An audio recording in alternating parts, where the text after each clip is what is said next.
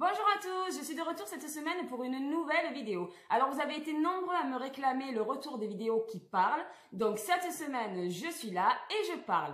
Du coup pour la vidéo d'aujourd'hui, nous allons apprendre à réaliser ensemble un gâteau licorne. Alors rien de bien original me direz-vous jusque là, sauf que moi ma licorne, au lieu de la réaliser avec une crinière en crème au beurre ou en meringue, j'ai décidé de la réaliser avec une crinière faite de fleurs en pâte à sucre. C'est trop génial, super original et j'ai adoré le concept. Donc, à vos spatules, vous êtes prêts? C'est parti pour le gâteau licorne! Je commence par recouvrir mon gâteau de ganache au chocolat, je le lisse et je renouvelle l'opération une deuxième fois.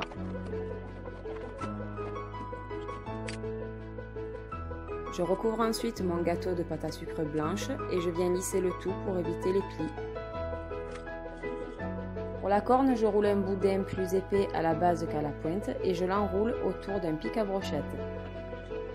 Pour les oreilles, je découpe de la pâte à sucre blanche à l'aide d'un emporte-pièce en forme de cœur, je l'humidifie un peu et je replie sur lui-même. Cela va former mon oreille que je pique à l'aide d'un bâtonnet en bois et je laisse sécher une journée.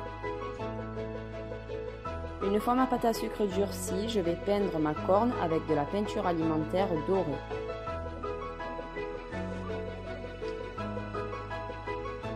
Puis je peins également l'intérieur des oreilles.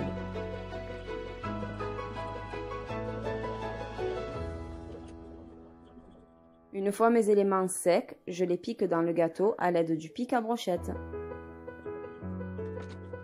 Pour les fleurs, je découpe de la pâte à sucre à l'aide d'un porte-pièce en forme de fleurs.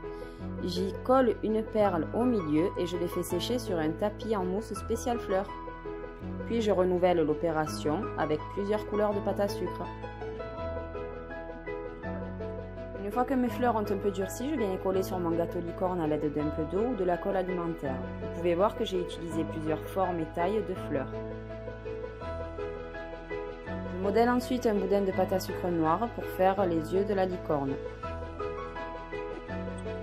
Pour camoufler les défauts, je roule un boudin de pâte à sucre blanche que je viens coller tout autour de mon gâteau. Puis je la recouvre de peinture alimentaire dorée. Et voici mon gâteau licorne à la crinière fleurie, enfin prêt.